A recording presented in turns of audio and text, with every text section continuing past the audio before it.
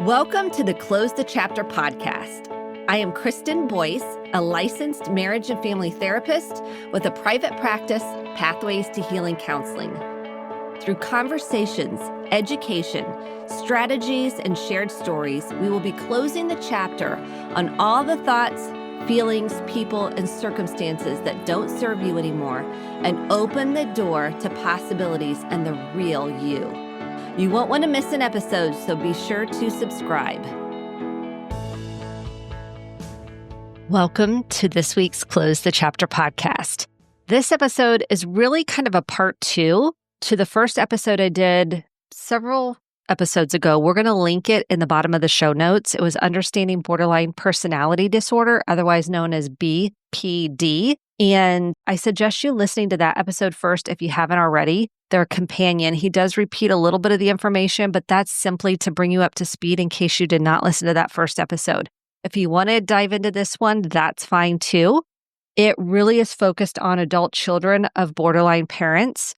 And I'm not a big fan of labeling, so just want you to know that. I do think it's helpful to understand and name things that you might have been through. So if you had a parent, a sibling, a grandparent, perhaps a partner with BPD, it can be extremely helpful to understand what happened to you and perhaps what was underneath that. It is one of the most important journeys you'll go on is healing your own emotional journey through that, because oftentimes a BPD parent will not want you to grow up. They do not want you to have to separate and individuate, which is a natural developmental step. They want you to stay young, so they have more power over you. And Dr. Daniel Lobel talks about that in this episode. And I think that's one of the most important parts of this conversation. I also want you to listen to the entire episode. At the end, even after we got off the call, and I was like, oh, wait, I wanted to record this because it was so important and so impactful what he shares at the end, the last 10 minutes. So please listen to the whole episode. And if you have gone through this with a family member, a parent in particular, and you're an adult child, it's important that you can go back and listen to these episodes multiple times. It's a lot to take in. He has written so much he's the expert on borderline personality disorder. He's written so many books. When Your Daughter Has BPD, A Day in the Life with BPD, When Your Mother Has BPD, and then his most recent book, Adult Children of Borderline Parents. And it's super important to understand how this impacted you as a person, as a soul, how you feel about yourself, how you might show up in relationships. It's an important conversation, and I wish we talked more about it because it affects many people. And I want you to know you're not alone. And the fact that you're listening to this episode to try to understand it better is meaningful and impactful and perhaps life-changing for you. I know that could sound dramatic. I do believe that. I'm not going to go through the intro to Dr. Daniel Lobel. You can listen to it in the first episode, and we're going to link to his website and all of his books in the show notes because there's many, in particular his newest one that we're focused on today, Adult Children of Borderline Parents. And we talk a couple of things that he wanted to highlight that I agreed were very important. We talk about fear of abandonment being at the core and how that impacts your relationship with someone with BPD, in particular a parent, and some self-harm that can take place and how to handle it. We talk about how to heal from this, how to find your healing, how to heal the inner child. I'm using those words because I believe we all have an inner child, and the reality of really how to deal with someone like this. We talk about boundaries and when they blow up your phone with a million text messages and they call you and they are threatened by other people in your life. I mean, there's so much to this, and just doing 2 episodes feels like we're just scratching the surface. And you can find out so much more through his books.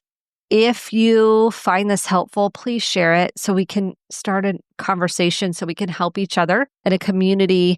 And I do mean each other because there's so many people that have been impacted by a family member with this, or perhaps you're struggling with this. And I just want you to know we're holding all the tender, compassionate space for you. Whoever is listening right now, this is for you.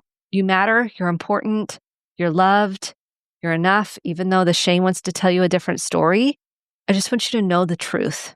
And once you start unpacking all of this and making sense of it, you can start delineating what is your stuff and what got projected, meaning hot potatoed onto you, that had nothing to do with you. Nothing. It was all about the other person's pain that they didn't heal. And this is important to understand what projection can do to you. And I did a whole episode on projection a while ago. We'll also link that one into the show notes. So if you want the companion journal to this podcast, grab it for free. This whole podcast is free. And I hope it's helpful. It's at Kristen, KristenDboyce.com/free resources. Without further ado, here's my conversation. And I really hope that you can start delineating what is your stuff and what isn't yours to own. I hope it's helpful. Welcome to this week's Close the Chapter podcast. This is going to be a part 2. If you haven't listened to our first episode on understanding borderline personality disorder, we're going to link it in the show notes. I highly recommend you listen to that episode first, and then you can listen to this one second. If you want to just dive into this episode right away, that's fine too. This gives you a wealth of information with the leading expert in the field. I'm so excited that you're back with me today. Welcome back. Thank you. Great to be here. I'm going to have you tell the audience a little bit about you again and just a brief overview of what borderline personality is. And then we're going to talk about some things that we did not cover in our first episodes. You're going to want to listen to the entirety of this one so you get all caught up on borderline personality disorder. So if you want to take it away on giving a little brief background on you and then a high level, what is BPD? So I'm a clinical psychologist. I practice in New York State, where I've lived for my entire life. I'm an author, and I've written 5 books on the topic of BPD. I often blog, and I'm a podcaster now, so I'm becoming, I guess, a media person as well, but I'm still a clinician, and that'll always be closest to my heart because it's all about helping people to heal and to grow and to have a better life. And this condition called borderline personality disorder, which we abbreviate BPD, is a condition that affects individuals, but it also affects families. And because the whole family is affected, the recovery often involves looking beyond a person. Sometimes we use the term identified patient. That would be the person that we identify as being symptomatic into the family structure itself, which very, very often facilitates the person who has these symptoms getting worse. And the primary symptoms involve instability. And so what we see is an instability in a person's sense of self. And so they literally see themselves very differently depending on circumstances or internal circumstances. Mood and changes, even biological changes, can change the way that they see themselves. Fatigue, even something like fatigue or a couple of tequilas could do it too. And instability in mood and instability in relationships. They have very unstable relationships, very intense relationships that often end very badly. Let's talk about the fear of abandonment being at the cornerstone, kind of the foundation, if you will, of borderline personality disorder. Talk about what that looks like and how it's perceived.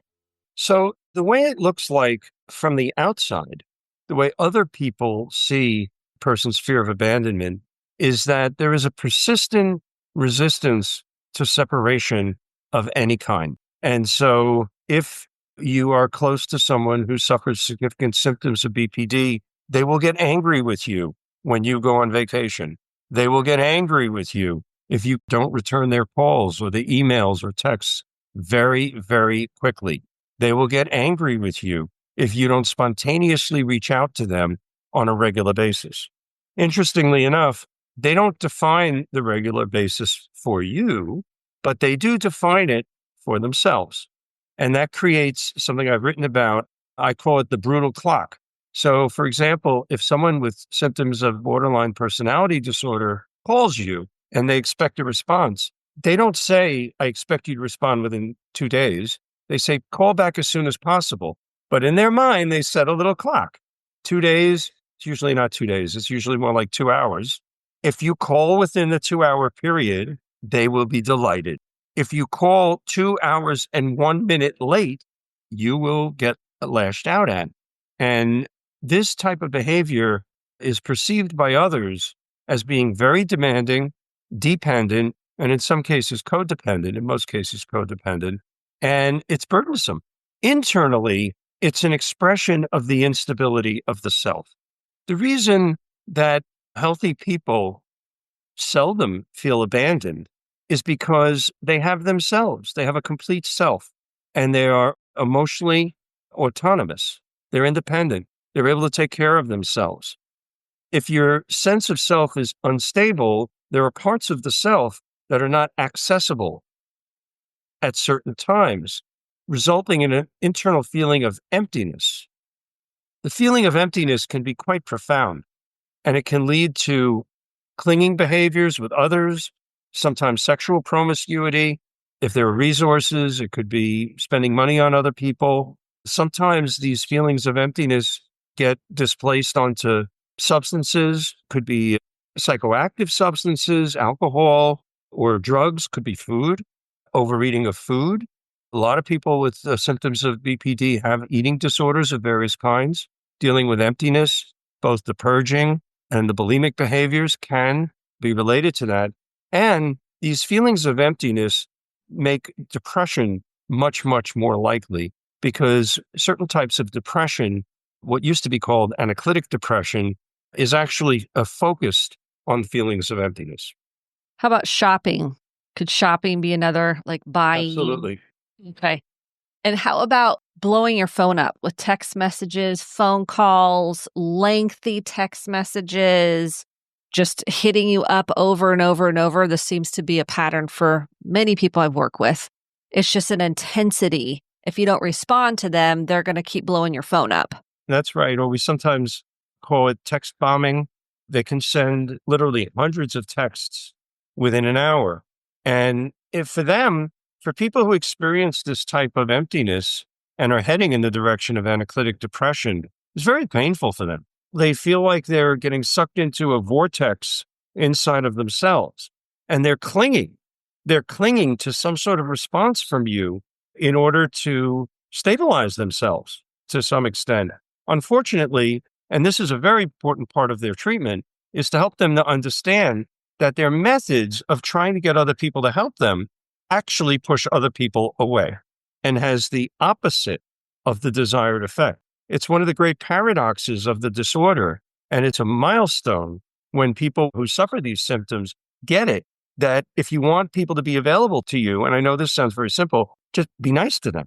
Like my grandmother always said, probably everyone's grandmother said it, I don't know, but my grandmother always said, you catch more flies with honey than with vinegar. Mm-hmm. But the feeling is so intense inside of them and so visceral that they're clinging for someone to see them, to get them, to love them, that they really have this intense feeling inside that they're trying to regulate. How would you put that? No, that's correct. I mean, they feel like they're imploding almost and trying to grab onto someone, like someone drowning in the ocean, grabbing onto a rescuer. But in addition, there's a secondary piece of it, which makes it even worse, which is that they interpret the non-availability, even if it's a temporary non-availability of others, as them being not worthy. And so, again, related to the instability of the sense of self, when others don't respond to them in the way that they want them to respond, they shift their sense of self to a more negative, worthless, rejected, and they devalue themselves. And it is in those situations, amongst others, that self-mutilative behaviors can occur. They can hurt themselves, burn themselves, cut themselves, and also very common threats of suicide. If you don't call me right away, I'm going to kill myself. If you don't do this, I'm going to kill myself. In some cases, not infrequently, they'll even make gestures in front of the person if they can. If you leave, I'm going to cut myself, and they'll stand there with a razor blade. And Sometimes draw blood. And how does someone handle that, a family member handle that? The family members have a hard time with this. It's actually not complicated. It's emotionally complicated. It's pragmatically very simple. If somebody is hurting themselves or threatening to hurt themselves, the proper way to handle it is the same way a first responder would handle it with anybody and say, look, if you're serious about hurting yourself, you need to be in a hospital. I'm going to call 911. And if they continue to hurt themselves or move in that direction, you call 911. That'll handle it. They'll handle it. They'll send an emergency facility, an ambulance, EMS. They'll handle it. They'll take them into the hospital. The problem is that individuals who suffer from symptoms of BPD, and other individuals too, they see this as a betrayal. That to call for help is a betrayal, because what you really should be doing is just do exactly what they tell you to do. Be there for them all the time, respond to them all the time, and the problem will go away. So they see it as if they have to get to the point of self-harm or threats of self-harm, that's your fault for not being there with them. And then if you call 911, then you're betraying them and abandoning them to others. And the family members buy into that narrative, and it prevents them from doing the right thing, which is calling 911. This is hard because a lot of BPD, they feel like people are threats. So if you have a relationship, let's say with your other in-laws, or you have a relationship with a friend even, that can be a threat or perceived abandonment from the borderline personality if you're struggling with this. Talk a little bit more about those perceived threats. That's right. Well, they understand that if you call 911, they will lose control, that they will be taken to a facility and evaluated to see whether they are capable of being on their own safely. And if not, they may be detained in the facility for treatment purposes. So they see that, they're very afraid of that. And if you threaten to do that, they see you as someone who is trying to just get rid of them, dump them in a facility, take away their rights, and so on and so forth. What you have to make clear to them, and that's why you should always warn first. And so the dialogue might sound something like this. Well, if you don't cancel your business dinner tonight and stay home with me, I'm going to cut my wrist or I'm going to kill myself. Okay, well, if you're seriously thinking of killing yourself, then you need some emergency care. So if you're seriously thinking about that, I'm going to have to call 911 and see that you get the care that you need. That's what someone who loves you would do. And I love you, and that's what I will do. No. You're just trying to get rid of me. You're betraying me. You only care about yourself, and so on and so forth. At that point, the family member should say, it's not up to me whether I call 911. It's up to you. If you continue to move in the direction or engage in self-destructive behaviors, I have no choice. If, on the other hand, you choose to pull back from that and behave and react in a healthy way, then I don't need to call 911. It's not my choice. It's your choice. And so in that way, not only do you deflect the blame or onus of it back onto the person, but more importantly, you're empowering them. And you're saying, if you can regulate yourself, you don't have to go to an emergency situation. And if you can't, then you do. So it's up to you. Let's say you have a family member, a parent, let's just say, because you have your new book, and I want to talk about this, and they perceive other people that you have relationships with as a threat. So let's say you are married and you have a relationship with your in-laws, or you have a relationship with your neighbor or your best friend, or it could be your therapist. It doesn't matter. They perceive that as a threat to your relationship with them. Like, they're more important than me. So talk about that. This is a very serious issue. And I've written about it not only in the books, but on my blog site on Psychology Today. What people with this disorder do, they perceive others, everything is competitive. The opposite of competitive is cooperative. They're often not that cooperative. They're competitive. And they see others, anybody else in your life, as taking away from them, taking away from their access to you. As a result of that, they make substantial efforts to socially isolate people that they're close to. They will say bad things about friends, coworkers, even children, spouses, and they will take actions to sabotage those relationships of the people that they're attached to in this codependent manner, and can actually cause significant and substantial damage in their social lives, which could include damage to their marriage, damage to the relationship with children, parents. Parents are very often a target, and also in the work setting. Okay, so your new book, Adult Children of Borderline Parents. How do adult children that have borderline parents begin to heal? Well, the first step in healing, and you'll see this in all of my books, the first step is what I call stop the bleeding. So you can't heal a wound that's still getting worse. If you burn yourself, for example, in the kitchen, you can't start healing the burn while your hand still has boiling oil on it. You got to remove the oil. So step one, boundaries.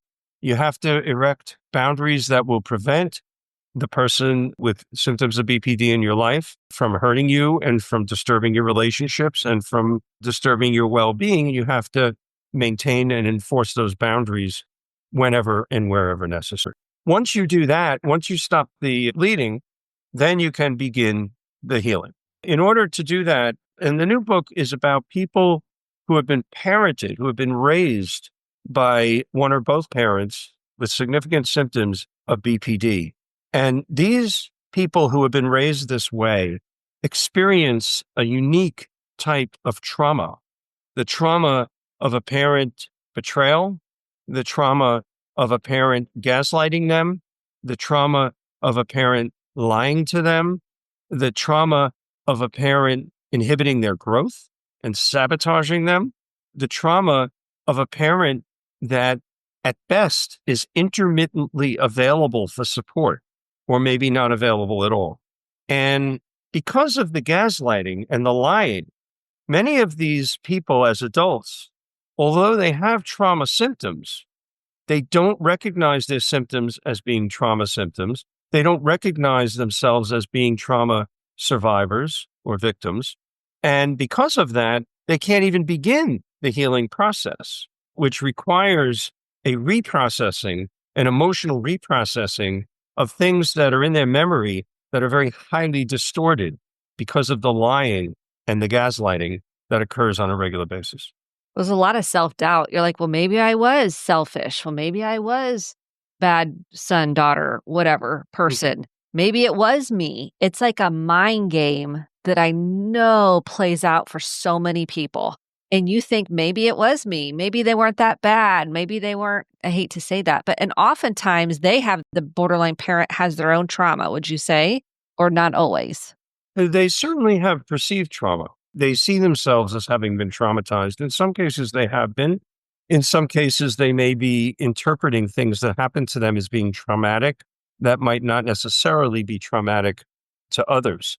But to get back to your point, and it's striking, many of these adult survivors or adult children of individuals with a borderline personality disorder, when I begin my work with them, as I'm sure you do and most therapists do, say, well, why don't you tell me a little bit about the family of origin? Tell me about your childhood. Tell me about how you were raised. And in so many of the cases, they say, nothing unusual, normal. I mean, we got, had little arguments sometimes. And it's only substantially into the therapy that they start to remember things. And so, well, did your mother ever hit you? Yeah, I remember my mother hitting me one time. Oh, you only remember her hitting you once. Well, it might have been more than once.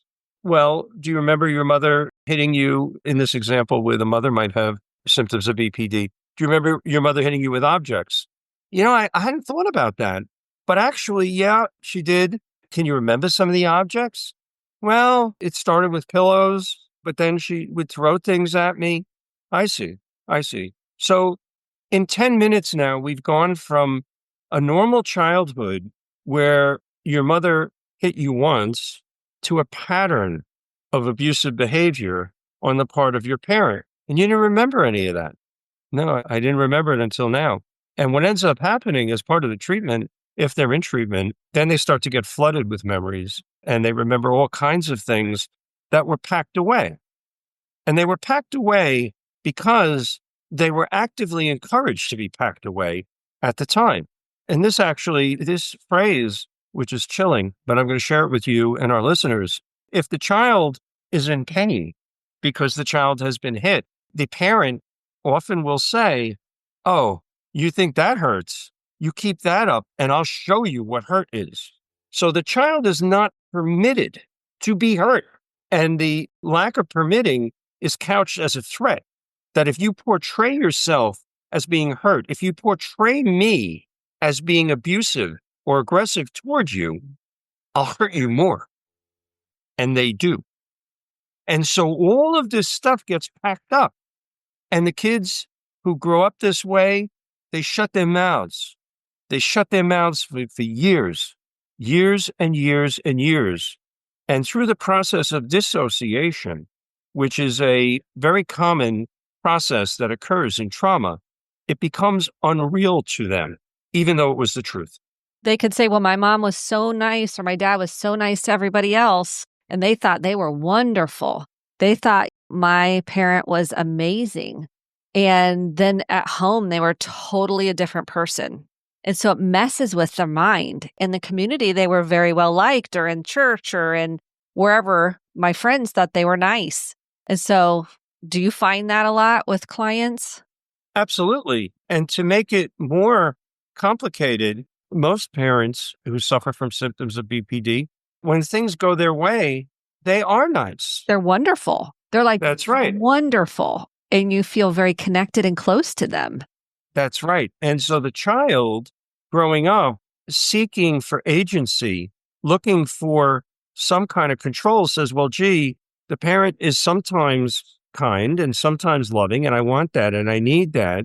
And sometimes they're a horror show. So let me figure it out. What do I have to do? And then the child takes it on for themselves. That combined with this distorted feedback, in my book, I refer to it as a broken mirror. Healthy parents mirror their children. Mirroring is a large topic in terms of parenting and learning, which we can't get into in this hour podcast to great extent. But mirroring is a healthy thing. And we tell our children, that's a good thing that you did. When you were at the other child, when you were at your friend Bobby's house, you took his toy away and he got upset. So what do you think? Maybe that wasn't a nice thing to do. And so we mirror to our children for the purposes of social learning and also cognitive learning too. Teach a child how to play tennis. Here, watch mommy. Mommy swings this way. Keep the racket away from you, and so on and so forth. And the child will mirror that. Some of the parents, many of the parents who have symptoms of BPD intentionally mirror distorted images. And so when the child, for example, says, oh, I made a new friend, then the parent will say, how selfish you are. You could have been at home with me, and instead you choose to be out with your friends. And so the broken mirror says, it's bad to make friends. It's bad to have acquaintances, and so on and so forth. The images from the broken mirror have to be examined one by one as part of the reprocessing methodology.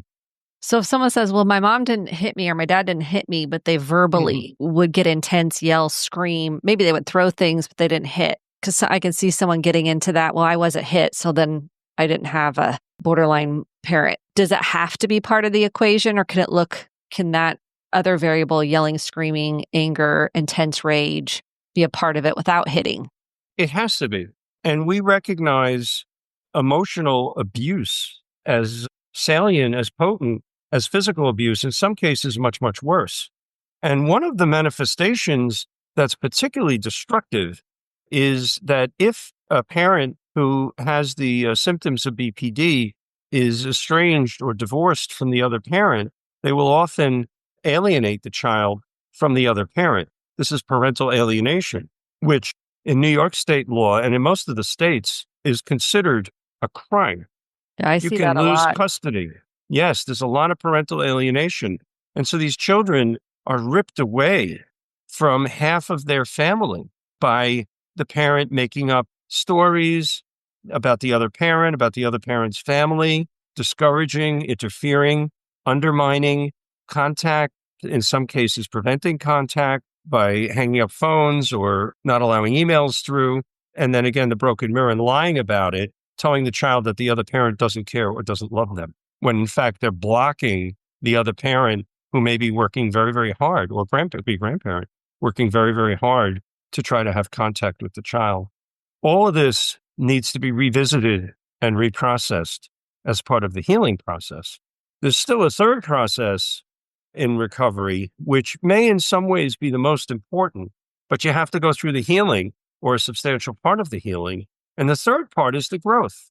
Parents with symptoms of BPD do not, in many ways, in some ways they do, but in many ways they discourage their children from growing because growing means separation.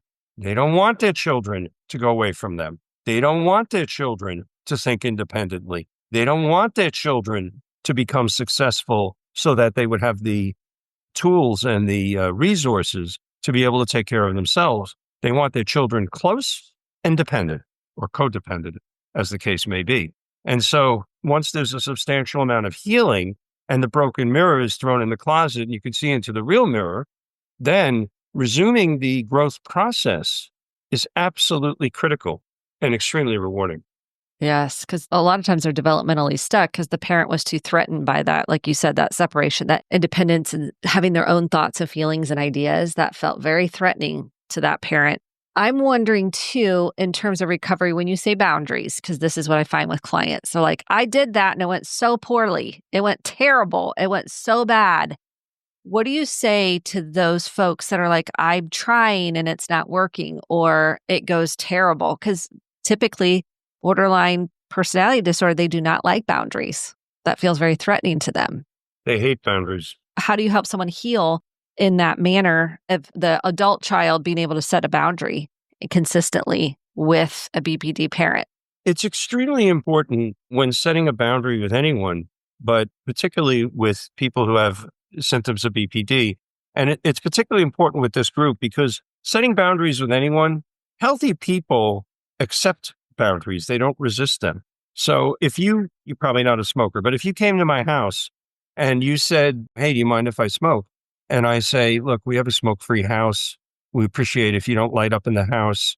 We have a deck outside with an ashtray. I'll go out and keep you company. If you were a smoker, you would probably say, gee, that's great. And you would be very happy to comply. And you would probably say, I'm glad you told me, because if I didn't know it was a smoke-free house and I lit up my cigar in your house and smelled it up, I'd feel terrible.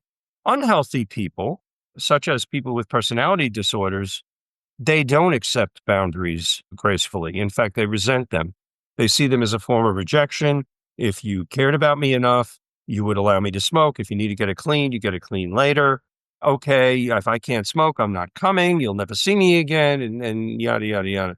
So when the critical part of setting boundaries is constructing boundaries that you can enforce.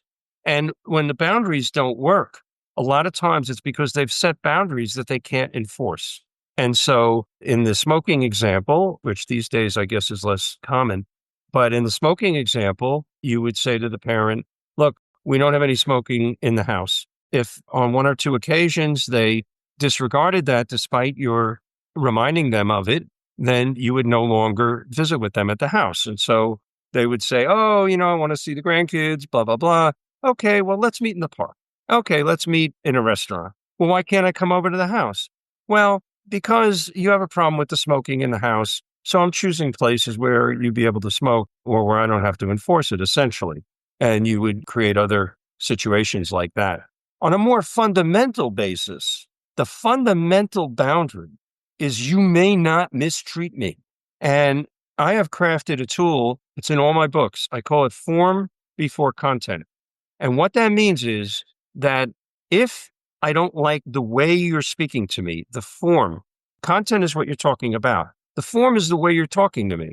Are you speaking disrespectfully? Are you shouting at me? Are you saying bad things about my spouse? Are you saying bad things about my children? If I don't like the form, content's not happening. And so you have to be able to be prepared to stop the conversation. Conversation is over, and you have to be prepared to walk away. That could mean hanging up a phone, or it could mean exiting the house or building or wherever you might be.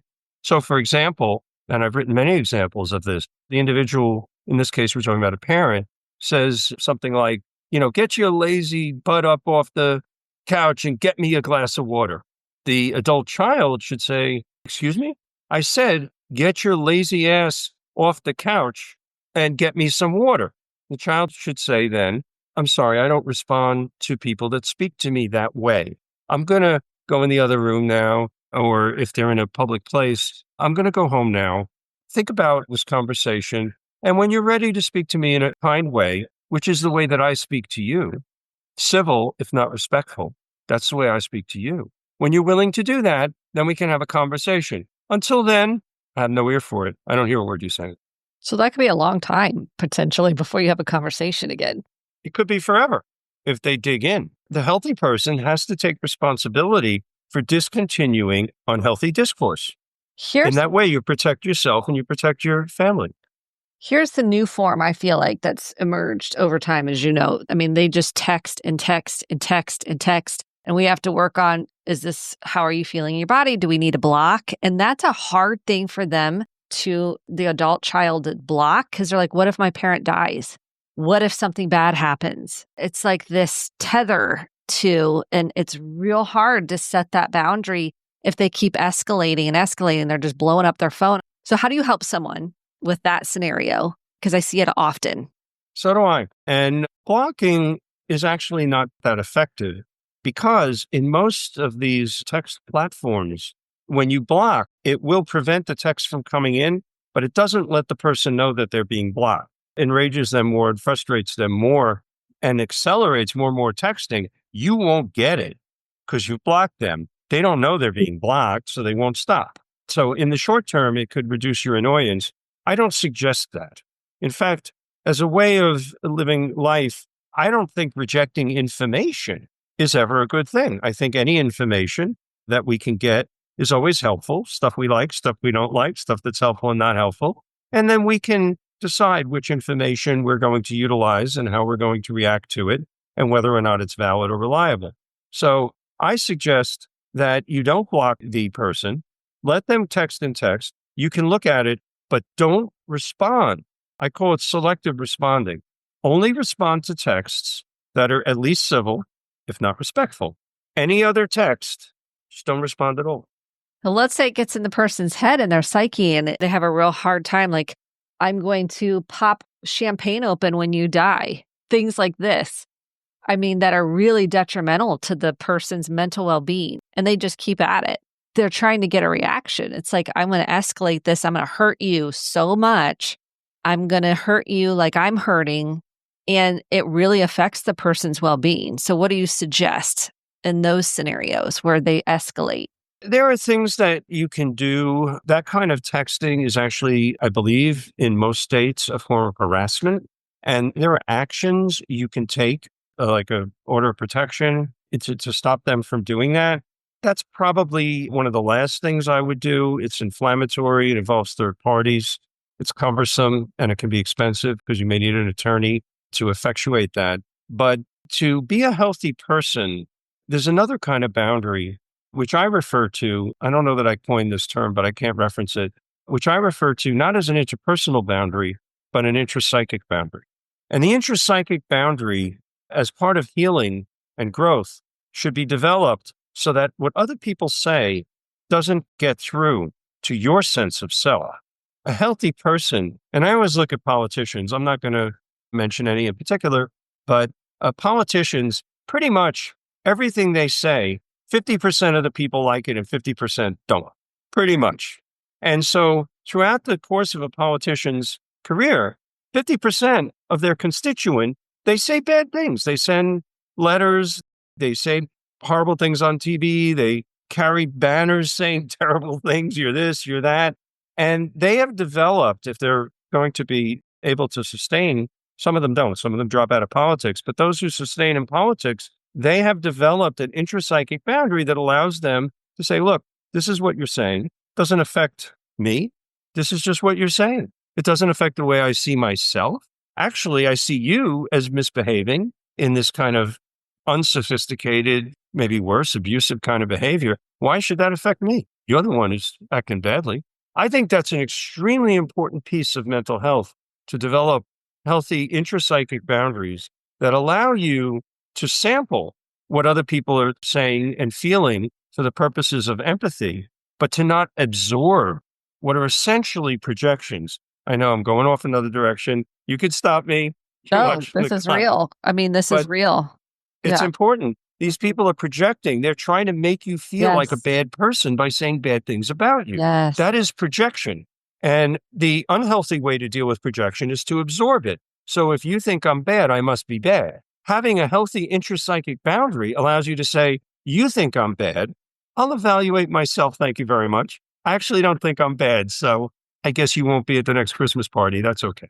Yeah, I think this is a key piece because it's really hard to do when you've been psychologically abused in a lot of ways, because you start believing part of you, not maybe all of you, is bad somewhere. You believe that I must be bad. A part of me must be bad, maybe not all of me. And so it messes with, you're saying your psyche, but you want to get to the place where you can go, okay, this is my stuff. This is your projection. That's not mine to own. Here, I'm going to give that back to you. That's not mine. That's your stuff. And that's where you want to get to in the healing journey, recognizing what is mine and what is not mine, what is yours and what is not mine.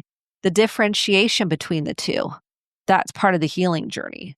That's exactly right. And it's very hard to do. It's very hard to do with people who have symptoms of BPD who project extensively. But it's also hard to do with people that don't have BPD that also project, maybe less extensively, but everybody projects to some extent. And so with the people I work with, as part of the healing process, we need to work on really very early on the understanding of projection with the idea of being able to discern other people's feelings, other people's concepts from your own, and then having a buffer there and being able to decide, is this real? Is this what I feel? Is this who I am? Or is this a person just trying to make me feel bad? Partnering with that as a healthy process is the very important, in my opinion, for mental health, very important that we do not seek external validation, that we become internal validators. Most of us, almost all of us, hopefully the very large percent of us, we know what's right and wrong. We know what's good and bad. I don't need someone to tell me that I did a good job. I know what a good job looks like. I don't need someone to tell me that I'm a nice person. I know what a nice person looks like. And then I'll match my own behavior to it. And if it doesn't match, then I'll correct my own behavior. External validation, looking for others to tell you you're good, bad, okay, generous, kind. Looking for other people to tell you that is a tremendous vulnerability to projection. It opens the door to projection and it makes you a target. Yeah, I think that's the mic drop right there because we are doing it all the time on social media. I mean, it's part of, we are seeking validation and worthiness. And do you think I matter? And do you think I'm enough? And we're doing this all the time. I mean, and especially I think when you come from personality disorder of a parent or highly traumatized parent, you've got to work through the self-doubt. You've got to work through this parts of you that feel like I'm bad, I'm not worthy, I'm not good enough in order to get to where you're saying we need to go, right? Which is validating yourself, know thyself. And I think that's the journey of this healing covered in adult children of borderline parents. So thank you for saying that. Is there anything we did not cover that you felt like was important? To what you just said, not only know thyself, but create thyself. And I'll share very, very quickly something that happened to me a couple of weeks ago. No, it was actually probably a couple of months at this point, where I was in the supermarket. And one of the qualities of myself that I value is to be a generous person and a helpful person. And so there was some woman came up to me in the supermarket and she was trying to get something on a very high shelf. She didn't say anything to me, but she was not very tall. And I said, "Oh, are you trying to get something from up there?" And she said, "Yeah." And I said, "Oh, let me get that for you." And I reached up and I got her, it was coffee. So I gave her one and she said, "Oh, are there any more?" I said, "Yeah, there's a couple more back there." She said, "Oh, take as many as you can get." And I gave them to her. And then she started, "Oh, you're so kind," and blah, blah, blah. And I just said to her, "Have a nice day," and walked away. And in my mind, what I thought is, I didn't do that for you. You happen to be the beneficiary of my kindness and my generosity. I did that for me to express a trait of mine that I value. And in that way, I create myself. She happened to be a beneficiary. I mean, I'm happy for her, but I didn't do it for her. It's a big distinction that I really want people to get. It's a big distinction because we do things and then we expect something back from somebody. If we do something or they didn't appreciate it or they didn't say thank you or they didn't see me, and that's a younger part that really needs healed, I feel like sometimes. And to bring it back to the parent with BPD, and this is something we haven't gotten into at this point, I don't know how much time we have left. I suspect not that much. But that's the issue of transactional functioning and transactional relating, that all that matters is the transaction. And the people that suffer significant symptoms of BPD, what we call self-referencing, meaning that everything's about them. And that becomes the underbelly of extreme transactional functioning, where everything you do or don't do, and we used an example earlier, oh, I made a new friend. Oh, why? Because I'm not good enough for you? Everything's about me. And so the idea of creation of the self and the elimination of external validation is an effort to neutralize the transactional thinking and the transactional behavior in favor of what I call contextual reacting and contextual conceptualization of being something as somebody over time. It doesn't matter if you're kind one time. That doesn't make for a character trait. You have to be kind all the time. And if you're kind all the time, people will see you as a kind person and treat you that way most of the time. One time doesn't matter. But to people with individuals who are very unstable with personality disorders, all that matters is what's happening right now. And there is no context. I think that's very important to note. Is there anything else before we wrap up that you feel like is important? Nothing that comes to mind right now. I'm sure if I dwelled on it, both of us probably could come up with long lists. We could. That's why we keep doing what we're doing, right? Yes. Where can people find you? If they love what you're sharing, where can they find you? And we're going to link your books in the show notes so everybody can have that. So physically, I'm in Westchester County, Katona, New York. People can find me. My domain name is called My Side of the Couch. And I have a website called mysideofthecouch.com. And my blog site on Psychology Today is also called My Side of the Couch. I have a telephone number, 914-232-8434, which is my professional number. And my email, which people are more than welcome to write to. Give me a little time to get back to you because I get a lot of emails. As I said, I live in Katona, so my email is Katona, Katonah, shrink, SHRINK, @gmail.com. Wonderful. Thank you so much for the work you're doing in the world. Thank you for coming back on the podcast. Grab the books. I'm going to put them all in the show notes. And thank you so much for just being here and honestly talking about this subject that has impacted so many people. My pleasure. And anybody that gets any benefit, knowing that is what really makes my day, and it's why I do it. And I thank you for the great job that you've done interviewing me and others in our efforts to help people heal and grow. That's what it's all about. Yes, that is it. That's why we're here. So thank you so, so much. Thank you so much for listening to the Close the Chapter podcast. My hope is that you took home some actionable steps along with motivation, inspiration, and hope for making sustainable change in your life. If you enjoyed this episode, click the subscribe button to be sure to get the updated episodes every week and share with a friend or a family member. For more information about how to get connected, visit Kristen, KRISTEN, Boyce, BOICE.com. Thanks and have a great day.